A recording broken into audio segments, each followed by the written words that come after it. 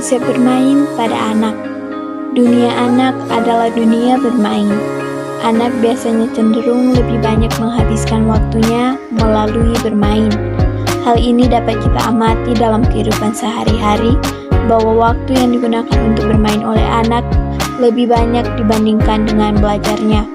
Maka dari itu, dengan memahami hal di atas, maka kita perlu menstimulus atau memberikan pembelajaran bagi anak melalui bermain. Karena belajar pada anak usia dini adalah bermain, dan bermain pada anak usia dini adalah belajar.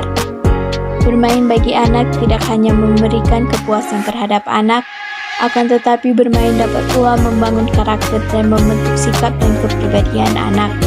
Dr. Damsler berpendapat bahwa bermain merupakan kebutuhan bagi anak, karena melalui bermain, anak akan memperoleh pengetahuan yang dapat mengembangkan kemampuan dirinya. Sejalan dengan teori tersebut, Susanto mengemukakan bahwa bermain dapat membentuk sikap mental dan nilai-nilai kepribadian anak. Di antaranya, yang pertama, dengan bermain itu anak belajar menyadari peraturan, dan berlatih menjalankan komitmen yang dibangun dalam permainan tersebut. Yang kedua, anak belajar menyelesaikan masalah dalam kesulitan terendah sampai yang tertinggi. Yang ketiga, anak berlatih sabar menunggu giliran setelah temannya menyelesaikan permainannya. Yang keempat, anak berlatih bersaing untuk membentuk motivasi dan harapan hari esok akan ada peluang memenangkan permainan. Dan yang terakhir, anak-anak sejak dini belajar menghadapi resiko kekalahan yang dihadapi dari permainan. Di PAUD dikenal dua kategori bermain, yaitu bermain bebas dan bermain terpimpin. A. Bermain bebas.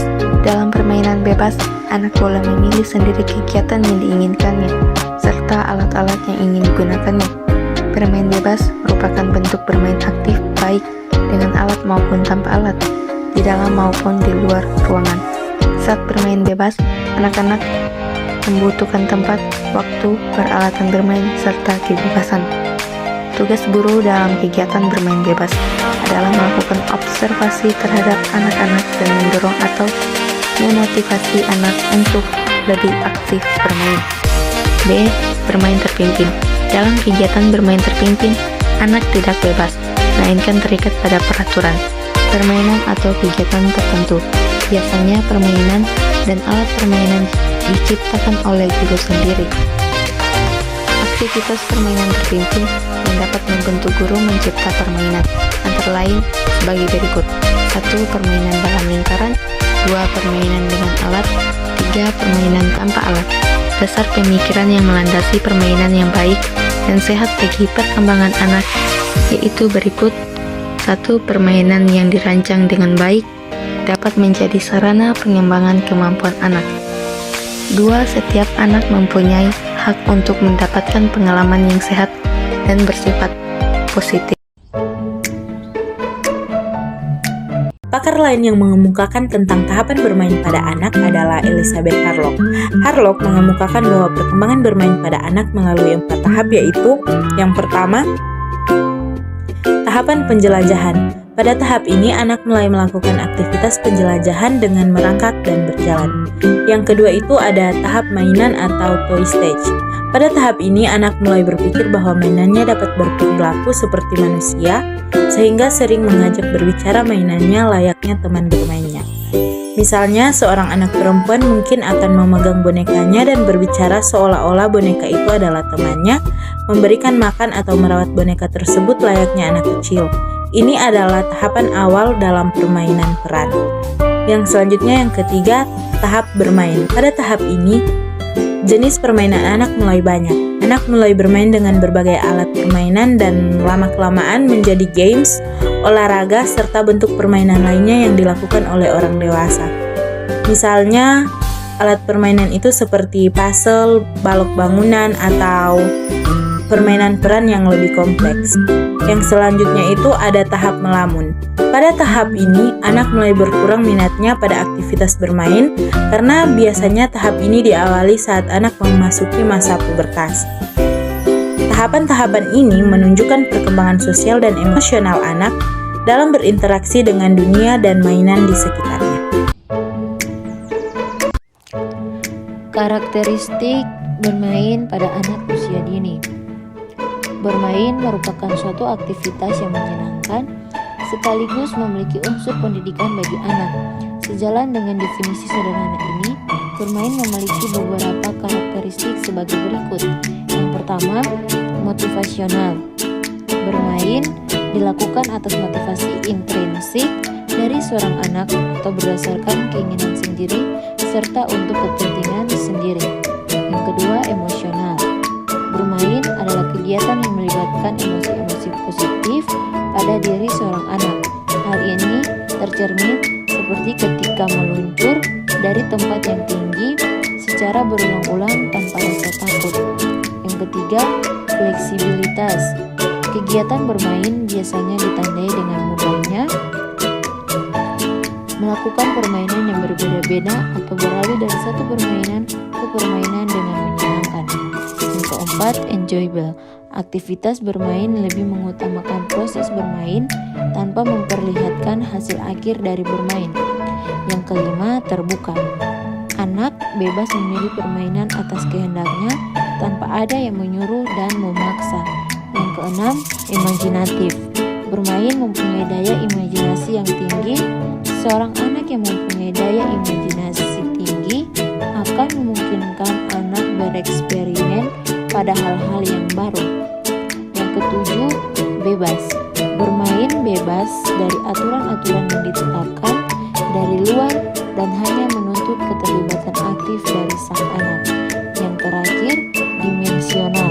Bermain mempunyai batasan tertentu tanpa mengabaikan kebebasan bermain. Bermain memiliki dimensi sebagai barometer sejauh mana aktivitas yang dilakukan anak bisa dikategorikan ke dalam aktivitas bermain atau bukan aktivitas bermain. Seandainya aktivitas tersebut yang bukan aktivitas bermain lagi, biasanya anak tidak lagi bisa menikmati aktivitas yang dilakukannya. Selanjutnya ada fungsi dan manfaat bermain.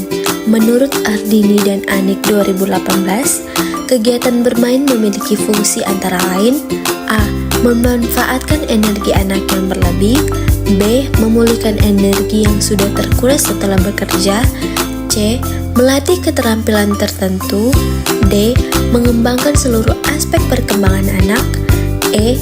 Membantu anak mengeksplorasi lingkungan dan membimbing anak mengenali potensi yang ada dalam diri. F. Memberi kesempatan anak untuk berasosiasi, untuk memperkaya dan mendapat pengetahuan. Selanjutnya ada manfaat. Menurut Teja Saputra 2001, Fadila 2019, dan Suminar 2019, kegiatan bermain memiliki beberapa manfaat, yaitu A. Sebagai cara untuk mendidik, mengawasi, dan menilai perkembangan anak. B. Sebagai alat terapi dan intervensi bagi anak yang memiliki kebutuhan khusus. C. Mengembangkan seluruh aspek perkembangan pada anak. D. Mengasah panca indera anak, mengembangkan keterampilan fisik.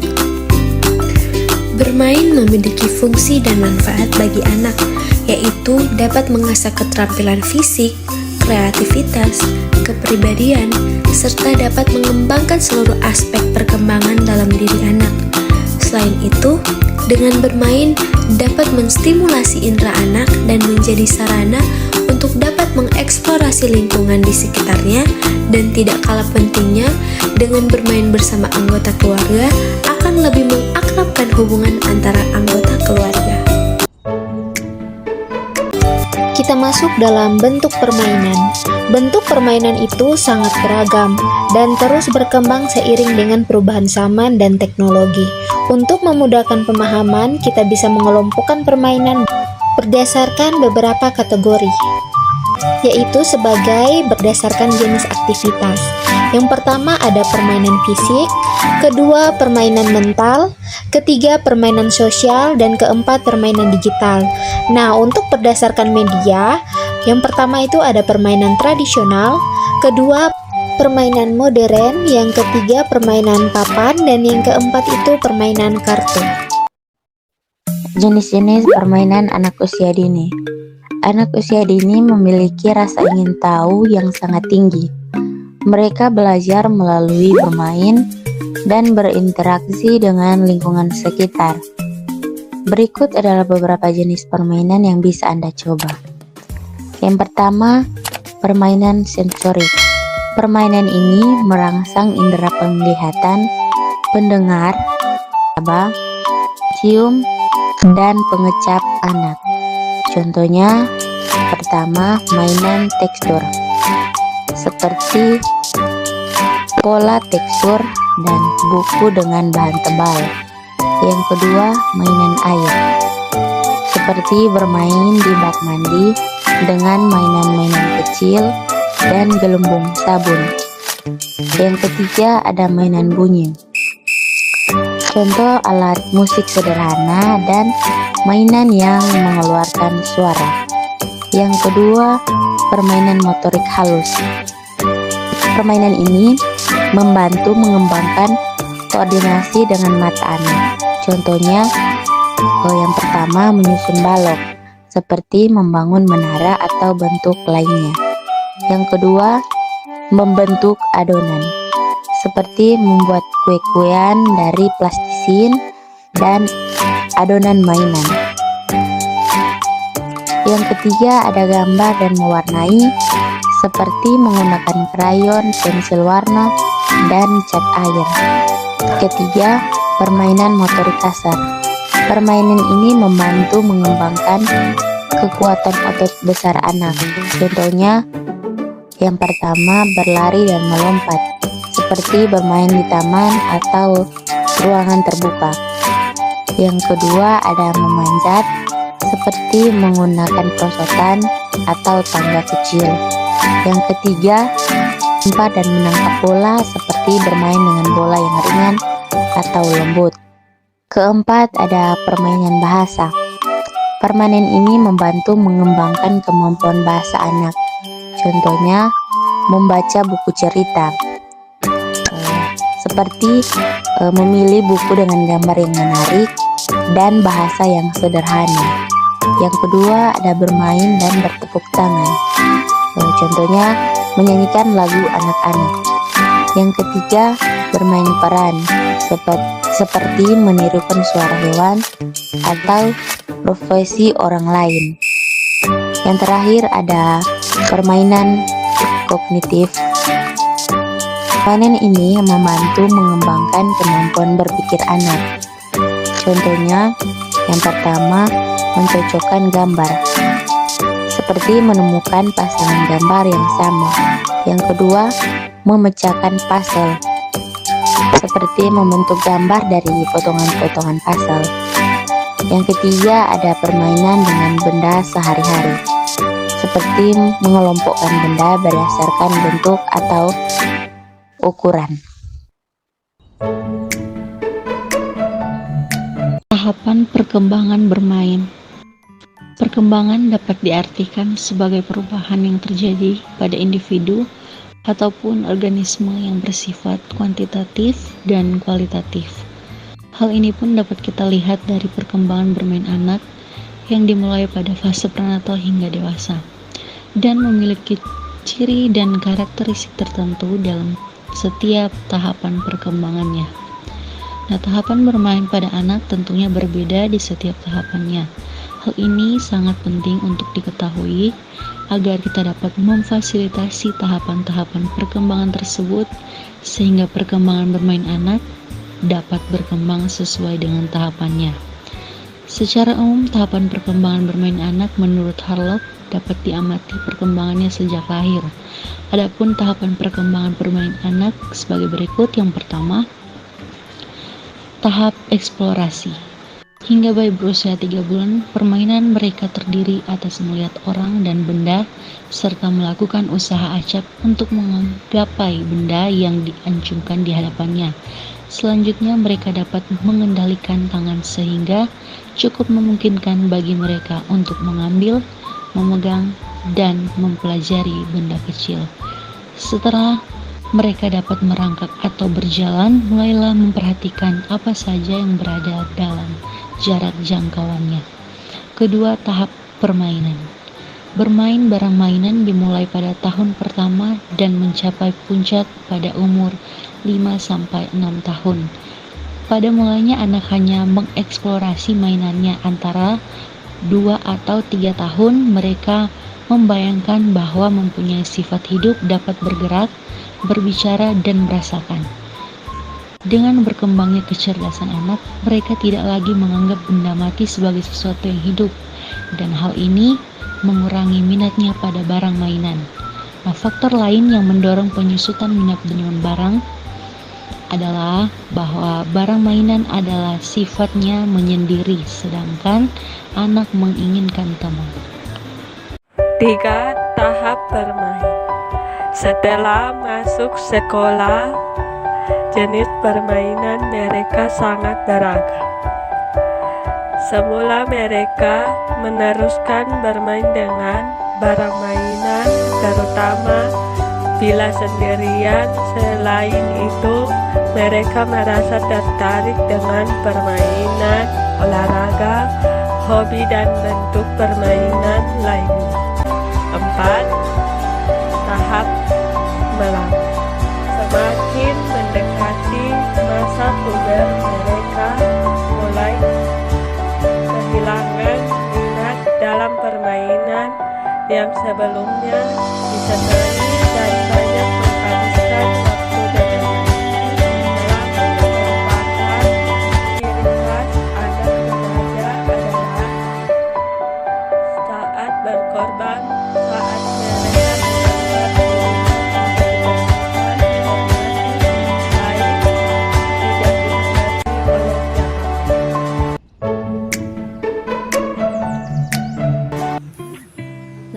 kita masuk pada pembahasan yang terakhir, yaitu bermain sebagai pendekatan pembelajaran untuk anak usia dini. Nah, jadi bermain sebagai pendekatan pembelajaran untuk anak usia dini ini melibatkan aktivitas yang menyenangkan dan interaktif. Jadi melalui bermain, anak-anak bisa mengeksplorasi, berinteraksi, dan mengembangkan keterampilan sosial serta kognitif mereka. Pendekatan ini menciptakan lingkungan belajar yang berpusat pada anak, memungkinkan mereka untuk memilih permainan yang sesuai dengan minat dan kebutuhan mereka. Jadi aktivitas bermain juga membantu anak memahami aturan, bernegosiasi, dan mengembangkan kreativitas. Dengan demikian, bermain menjadi sarana efektif dalam mencapai tujuan pembelajaran yang lebih holistik dan menyenangkan bagi anak usia dini. Nah, jadi setiap kali bermain, anak usia dini sedang bekerja keras untuk belajar hal-hal baru. Kenapa bermain itu penting? Ya, karena dengan bermain, anak usia dini bisa belajar sambil senang. Jadi bermain membuat belajar jadi lebih menyenangkan, sehingga anak usia dini tidak cepat bosan. Selanjutnya, mengembangkan imajinasi. Jadi saat bermain, anak usia dini bisa membayangkan hal-hal yang seru dan kreatif. Harusnya ada belajar tentang dunia sekitar. Jadi melalui permainan, anak usia dini bisa mengenal dunia di sekitarnya dengan lebih baik. Dan yang terakhir itu ada berteman dan berbagi. Jadi bermain bersama teman membuat anak usia dini belajar untuk berbagi dan bekerja sama. Kesimpulannya, bermain pada anak usia dini merupakan aktivitas penting yang mendukung perkembangan fisik, kognitif, sosial, dan emosional. Setiap tahap bermain mengikuti perkembangan usia, mulai dari bermain soliter hingga bermain bersama teman. Karakteristik bermain anak usia dini mencakup eksploratif, imajinatif, dan menyenangkan, yang berperan dalam mengembangkan kreativitas dan keterampilan sosial. Bermain juga memiliki manfaat besar seperti meningkatkan kemandirian, kemampuan pemecahan masalah, serta mendukung proses pembelajaran melalui pendekatan yang alami dan menyenangkan. Bentuk dan jenis permainan dapat bervariasi, termasuk permainan simbolik, konstruktif, hingga permainan aturan yang semuanya memberikan pengalaman belajar konseptual dan bermakna.